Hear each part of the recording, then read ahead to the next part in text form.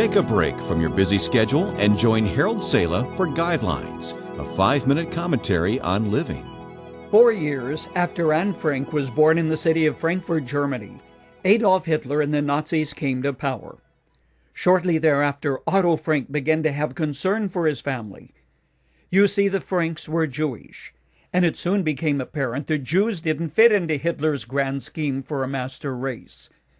Thinking that they were escaping the increasing hatred and violence against the Jews, the family fled to beautiful Amsterdam. Then in May 1940, the Nazis marched into Holland, and the feeble resistance of the underground quickly collapsed. The Nazis were in firm control. Within days, new regulations were issued which sought to identify Jews and to restrict their movement. Eventually, it became illegal to befriend a Jew or to provide sanctuary for one in his home.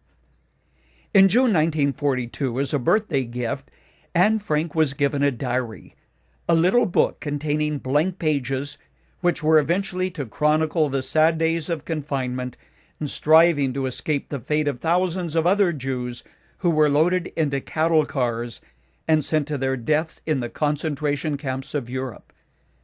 Otto, fearing that the time would come when his family would be forced to either board one of those ill-fated death trains or go into hiding, prepared an annex at the back of a row house on the Prinsengracht Canal, a tiny attic which could be reached by a narrow, steep stairway concealed by a bookcase.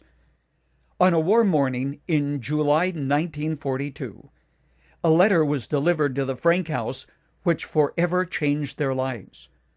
Margot, Anne's 16-year-old sister, was ordered to report to police. On July 8, Anne made an entry in her diary. Margot is 16. Would they really take girls of that age away alone? But thank goodness she won't go. Mummy said so herself. That must be what Daddy meant when he talked about us going into hiding. Day by day in the pages of this little book, Anne penned her thoughts, her dreams, and her despair. On July 11, 1942, she wrote, "I can't tell you how oppressive it is never to be able to go outdoors. I am afraid we shall be discovered and be shot. That is not exactly a pleasant prospect." Eventually, what was greatly feared took place. On August 4, 1944, a truck stopped outside 263 Prinsengracht. Soldiers ran up the 3 flights of stairs, and they headed for the bookcase concealing the entrance to the attic. The family was taken to the police station, then on to Westerbork, a transit camp in Holland, where Jews were held before being sent to forced labor or to an extermination camp. Sadly, the family was placed on the very last train for Auschwitz, where Anne, then 16, died of typhus. Anne's diary was left lying on the floor of the attic hiding place, and eventually it was found.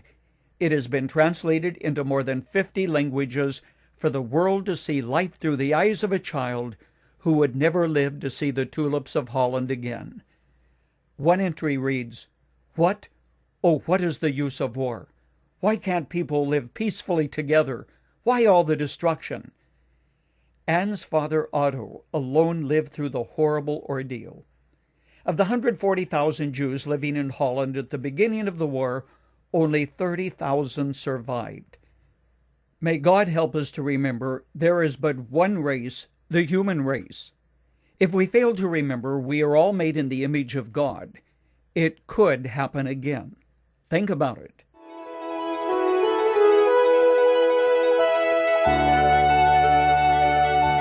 You've just heard Dr. Harold Sala with Guidelines, a 5-minute commentary on living. If you would like to listen to the program again, download a copy, subscribe to our e-commentary, or view other resources, visit guidelines.org. We would like to hear from you too. You can email us at info@guidelines.org. That's info@guidelines.org. Thanks for listening, and we invite you to join us again for the next edition of Guidelines.